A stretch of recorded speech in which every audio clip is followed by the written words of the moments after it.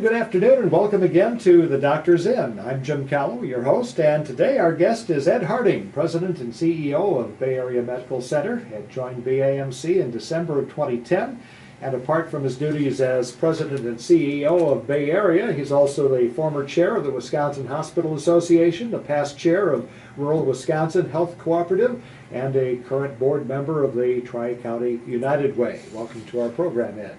Great to be here, Jim. Thanks. And we also have John Hofer, Marketing Director with BAMC, and he may have something to add along the way. You can count on it. Right.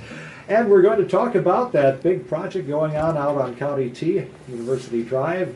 People driving by there are probably amazed at what is growing out there. So we're going to find out about the new hospital, which is scheduled to open August of 2018. And Ed, can you give us an update on how the construction's going? Well, the construction's going marvelously well, and I say that with a little bit of concern because I don't want to jinx us, because it's just been a remarkably smooth process. I think one of the things that's really benefited us is we chose both an architecture firm and a general contractor that have a lot of healthcare experience, and we partnered with them up front. We did not do the traditional design bid build model, where you design something, you get all excited, then you bid it out, and typically the cost can come in higher than what you expect. And then what do? You either try to come up with more money, which typically you don't have. You end up then redesigning it and cutting costs, and then you end up with a product that people aren't as excited about. Instead, we did more of what's called an integrated model, where we identified the architect and the contractor up front, and we told them, listen, there is going to be a three-legged stool, the owner, the contractor, the architect, and we estimated what we thought the cost of this project would be, and we knew how much we could spend, and we challenged them to keep the project, as we went through the design process, to hold it to that mark, and our mark was $135 million. So how long has the design process and building process been going on now? A long time. It's actually been a couple of years in the making, as far as not just the construction but the design part. Why? Because we started with a blank piece of paper, and our current facility was built in 1939. As you can imagine, healthcare was delivered a lot differently then. Inpatient was king, if you will. So the needs were much different. Now, so much as on an outpatient basis, our concern was trying to consolidate services so things are much more efficient. I'll probably talk more about that later. But the fact of the matter is we wanted to involve our staff in the process, and that's really what added quite a bit of time. In fact, one of the really cool things we did is we rented local warehouse space not far from here, and we built full-scale mock-up rooms of our medical surgical rooms, our ICUs, our exam rooms for our ER, our OR, and because, see, I've done enough construction projects where I look at a blueprint, I can pretty much in my mind's eye picture standing in that room and envisioning what it's like. But if you don't do a lot of construction projects, you just naturally don't have that skill. So our staff were really kind of pining away at providing input, but unable to do that looking at one-dimension drawings. So we took inch-thick cardboard, and we worked with Bolt, the contractor, and built full-scale replicas of the rooms, moved equipment in the room. So in a patient room, we had a bed, we had the bassinets, we had everything that was needed, and that was so helpful because staff could draw on the cardboard, tell us where they wanted equipment located, and they came up with some really excellent ideas. That was really, I think, for a lot of staff, the first time where I heard them say, wow. Because things like labor and delivery rooms that are bigger than my first college apartment really are one of the things that got them excited. And like Ed said, you can look at it on a piece of paper, but when you walk into that and you start to envision what patient care will be like, that was really when they started to get very excited. Another challenging part of that was, starting with that blank piece of paper, we needed staff to think about not just replicating the way we've done things for years, because I mentioned earlier that current facility built in '39, and there's been services we've been offering for decades. And the goal was not to simply say, okay, if we do it this way today, let's just build the same thing in the new facility and do it the same way. And that created some challenges to get people to think outside the box, and some folks are better at that than others. There's some things we even had to change while the construction project went on, because we realized that in changing adjacencies of some departments, in order to be as efficient as possible, we wanted to diminish the amount of steps that people had to take. And some things that are delivered with a dumbwaiter right now in the current hospital, now people had to walk. And while you think that's more efficient, it's not. So we had to make sure we had doorways that were adjacent to departments so we could allow for that efficiency. No dumbwaiters in the new project? No dumbwaiters in the new project. So how far along are we on the construction? Well, we're slated to open in August. Now, that's not when construction will be done. Construction will actually be done closer to beginning of May. But then we need, the easy part of this whole process is the new equipment we've ordered. So we've got a couple examples. We've got a brand new linear accelerator that's coming in. That's already been ordered. It's got to be built. That's not something that's just sitting on the shelf of some store. And as the building then is, that vault has already been built for that equipment will be moved in after the construction phase is done in May. So we'll have an entire month of June for that new type of equipment to be moved in, set up, calibrated, ready to go. All right. I know a lot of people, when you announced the project, said, well, the current hospital looks pretty good, and that's to your credit that it doesn't look like a 1939 building by any means. Mm-hmm. But I think we've kind of alluded to why you decided to build new instead of renovating once again. Yeah. It was not a slam dunk. We purposely, when we partnered with Aurora, we did say with them, listen, one of the things we're looking for a partner is access to capital. And what we plan on using that capital for is either to stay where we were and renovate or build brand new. And we told them we need to sit down collectively, and we set a 6-month process, had to make a decision within that 6 months. And there were lots of good reasons to stay where we were, and there was lots of reasons to start new. Bottom line, probably the biggest factor, some of the biggest factors, I'd say near the top of the list was time. It just, we estimated it would be a 2.5-year process to build new, which it has been. And if we would have stayed where we were, and by the way, if we stayed where we were, we would not have been able to do everything just because it would have been too much. But that would have taken over 4 years. And the reason being is you got to be an ongoing entity while you're building. So you do it in phases, and it's not necessarily cheaper because you have to do it in phases. You compartmentalize, and you can't have just everybody going to town. At one point, we had over 350 construction workers on site at one point. Today, we have about 270. So you just can't do that when you're trying to be an ongoing hospital. Yeah, there are days where if you're not involved in the construction project and you're working at the hospital, you don't know we're building another hospital. It has not affected hospital day-to-day operation or patient care, one bit. And that was a huge benefit, I think. Yeah, there's no doubt that was a huge benefit because we knew putting up with the noise, putting up with the dust. We experienced that with the renovation through the years. That's one thing we've done a great job. You mentioned earlier, Jim, we don't look like a 1939. You're right, we don't. There's some areas that are beautiful. Now, there's some areas that are showing its age, and we would have addressed that. But the bottom line is we've done a good job of adding on. Here's where the problem comes in. As we've done that through the years, what you ended up having, because you always add on to the area of the hospital where it's kind of where it works, where it's the easiest, doesn't disrupt things as much. But then when you look back 2 or 3 decades later, you realize, you know what, we're asking a patient to go to point A and then go to point B in another part of the building, and then even perhaps point C. So it's not just inefficient for our patients, but it can be inefficient for our staff. And that's back to that point of starting with a blank piece of paper is how can we consolidate things to keep them more efficient, like taking all of women's health services, putting that in one footprint so it's more of a one-stop. shopping type of experience.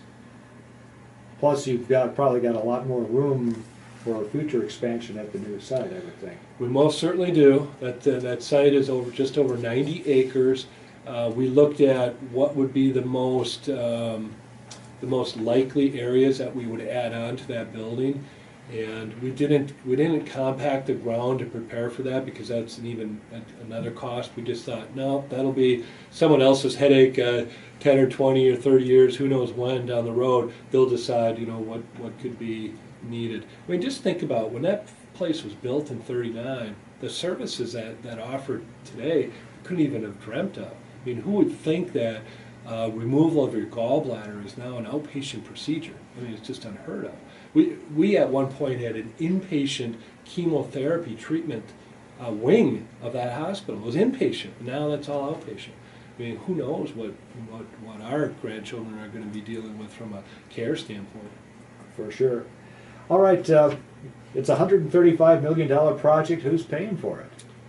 Well, I'm happy to say a big chunk of that is through our savings. We've known for quite a long period of time that we were either going to invest heavily in our current plant or build new.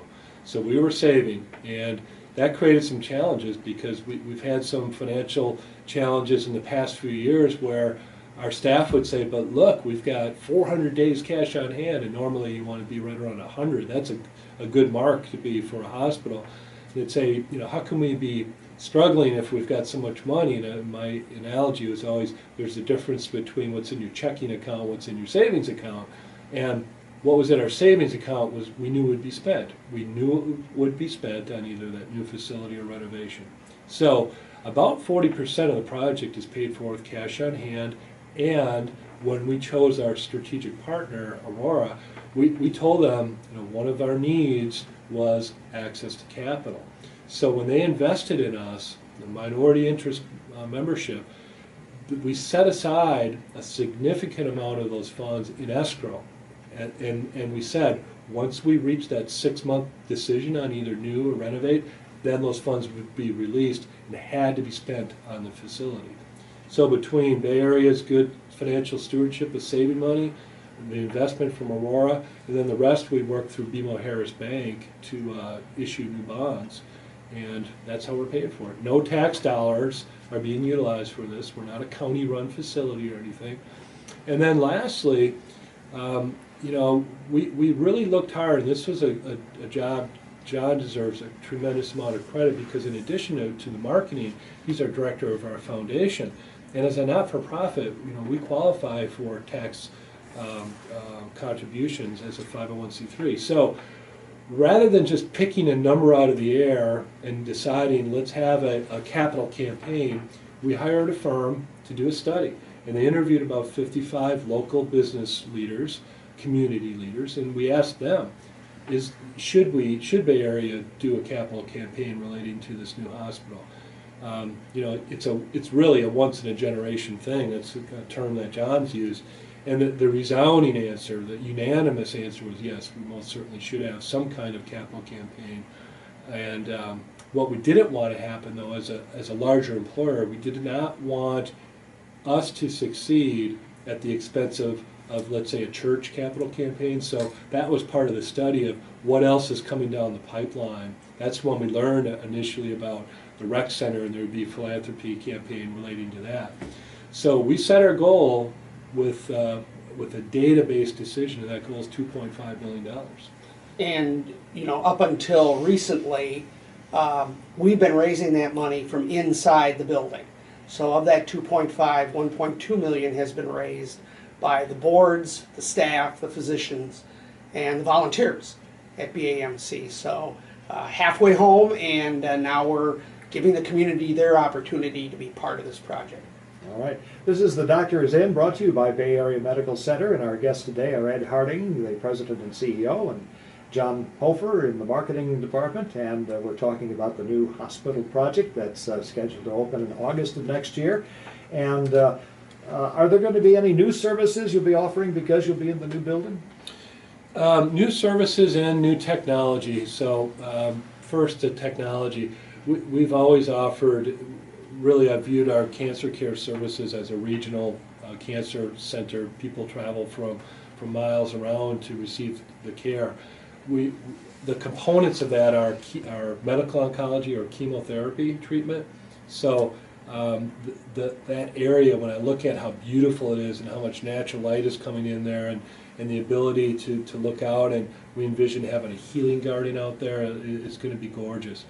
But then the new equipment, the linear accelerator, while we have one now, the new one will be what's called the state-of-the-art True Beam Variant Motion Management LINAC, which a linear accelerator delivers a dose of radiation to destroy the cancerous tissue. So what this equipment will do is, just in a nutshell, if you had a tumor in an area like your lung that would move through your respiration, that equipment detects that motion and can actually continue to deliver the dose of radiation to the precise location, regardless of whether it's moving or not. Which, don't ask me how they build that equipment, but there's some pretty smart people out there that know how to do it. Wow. Yeah, wow is right. And speaking of wow, let's talk about what are going to be some of the wow features people are going to see and be impressed by when they first walk in that building. You know, we've been doing a lot of tours of the building for our staff and for members of the public. And one of the wow things that I get from them is when we're walking down a corridor, I'm able to say, this corridor is only going to be for patients. Patient transport will occur here. It'll be this elevator. So your privacy and your dignity is going to be protected when you're here at Bay Area. Now, you're going through the same corridors that the general public is going through, and that's just the nature of the building we're in. But that's a wow for a lot of people because they've all experienced that hospital experience. I think another wow ties both your question about new service. I kind of answered it by talking about technology, but I'm going to bridge the two together. We will, for the first time, have the capability for what's called an EICU. So we have an intensive care unit now, and we will in the new facility, of course.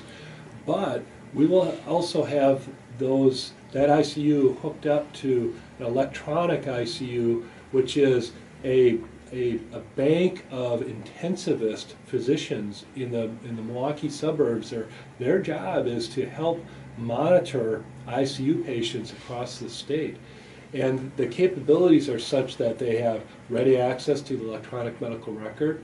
They are able to see the vitals for the patient. There's technology with a camera where it's such advanced technology, they can use that camera to zoom in on the eyeball to see how the pupil is reacting to determine what kind of distress the patient might be in. And that technology is not just there for our other providers like our hospitalists to say, hey, I'd like to get basically a consult of this intensivist about this patient. What should we do here? It looks like there may be not responding well to this medication, or what should be the next course of action, but it might be a nurse. But it can also be a family member sitting there saying, I would just like to talk to a provider. And while it's electronic, that's the world we live in today. It's very difficult to get providers to live in rural areas, and having this capability is going to be incredible because it'll allow us to take care of we take care of some really sick people now. It'll allow us to take care of even sicker people right here locally. All right, we're talking about some differences in the patient experience and the fact that there's going to be separate hallways for just for patient use. How else is it going to be different as far as the patient goes? I think, I alluded to one earlier, and that's just a whole efficiency thing, less steps. But that's not just for patients, that's for staff as well. It's important for them to enjoy their work environment and to have a good experience there. So, and just everything being new. Think about when you buy that new automobile, that new car smell. It's gonna be exciting to be in an environment where everything is kind of new and fresh and a new way of doing things. Patient rooms are bigger. They're designed for the way patients are taken care of these days with the equipment and staff. We have some times where There's a huddle in the morning where the hospitalist and the pharmacist and the nurse and other caregivers are in the room. Our rooms are pretty small. These rooms are bigger. Each room is going to have a whiteboard. They have whiteboards now, right, where you write on them with a magic marker. These are electronic, so they're hooked up to the medical record, and so when the doctor enters a change, it's on the board.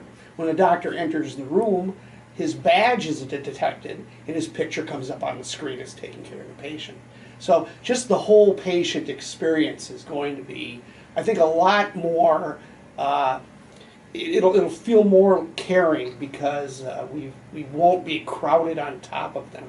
And I understand even the view out the window is going to be better. Spectacular, yeah. You're not looking at parking lot, you're looking at trees and kind of embracing the nature. And we've taken that theme inside the building as well. So in the main lobby, there's the ceiling is going to have wood, so it's pulling in the woods that are surrounding us. The back of that lobby towards the elevators is all more of a rough-hewn granite type rock, so we're bringing those elements in.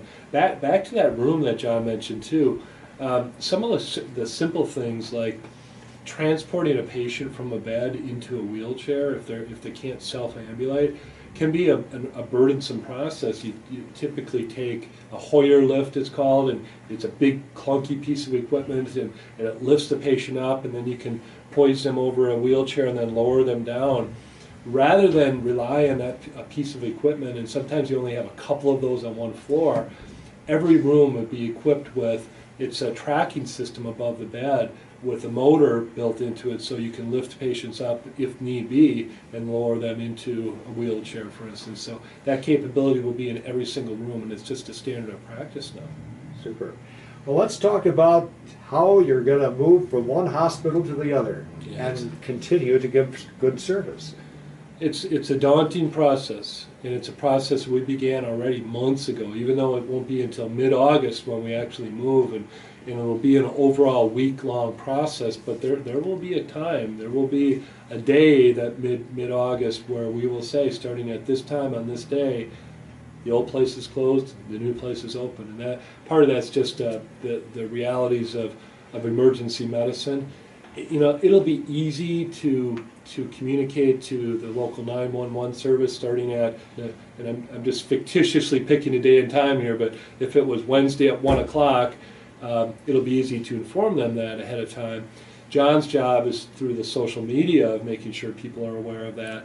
But of course, you know, word sometimes spreads fast, but the worst case scenario, we certainly wouldn't want somebody to self-ambulate to the wrong location. So we'll even have steps taken in the old site to say, you know, this site is not open and go elsewhere. And John, I'd love for you to talk about the social media aspect of like a Google Maps and how that's handled. In this day and age, you know, you drop a pin on where you're going. To change the location of that, however, you have to go through mail, snail mail. Between everything we're doing there and a lot of radio ads, we're going to try to make sure nobody in this town doesn't realize when the hospital is moved. Now I understand that in the weeks before you actually open the doors out there, you're going to have the public be able to go out there and tour and see the new place. Yeah. Throughout the month of July, actually, we'll have a series of open houses. Some are earmarked for specific target groups like emergency responders, ambulance crews, that sort of thing. Of course, we'll have some open houses for our people that are supporting our capital campaign, that sort of thing. But John actually has the flyer from 1939, the original booklet of when the original hospital opened. They did it over 5 days. Monday was Menominee Day, Tuesday was Marinette Day, and they had people come, you know, they had 12,000 people walk through that place before it opened in 1939. So if we can do that, that'll take us a long way to making sure people know where the new place is. So kind of what I mentioned earlier, when you order the new piece of equipment, that's the easy part because that'll all be installed ahead of time. Where the challenge is let's use our cath lab, our catheterization lab. That's only 1.5 years old now. It's state-of-the-art equipment.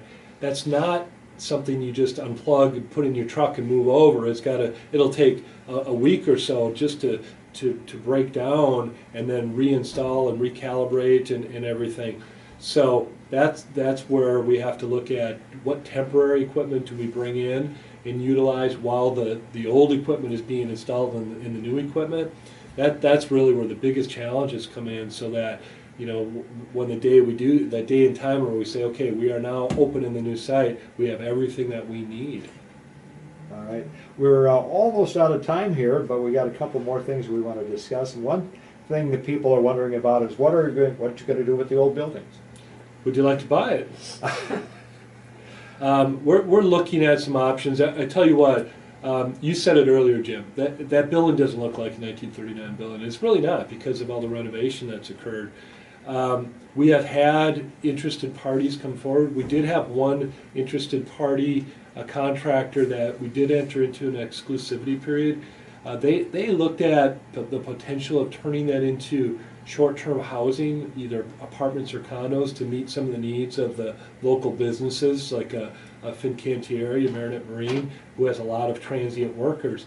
In the end, they just decided the building might be too big for them to do that. It wasn't as feasible. So we're looking at other options right now and talking to other developers. Probably the biggest detriment we have with that building is it's so big. You know, it's about 300,000 square feet. So, you know, that limits us somewhat. What I can say, and I'd hate for it to ever come to this, but the city was very wise. When they annexed the 90 acres for the new site, what they didn't want, and I tell you what, I and our board did not want that building, the current building, to ever become a white elephant. We don't want it to just sit vacant and have it become an eyesore. So we are committed to, if after 5 years that building is still vacant, we have set aside in escrow held at Stevenson National Bank $1.5 million to tear that place down. Again, you know, I hate to see it come to that. Now maybe what happens is we utilize some of those funds to demo parts of the building that maybe won't be needed to whomever ultimately occupies that space, and I hope that that's what becomes, because I'd hate to see it just, you know, tore down and wasted when there's such good useful life yet. For the short term, we'll continue to offer our rehab services at the mobility center. That's not going over to the hospital. And our financial services building, which is right behind the mobility center, will stay there as well. So those buildings will have a longer shelf life. Okay. And one final question. We've been seeing or hearing about a number of new doctors coming to the community. How's the new hospital prospect helping your recruiting?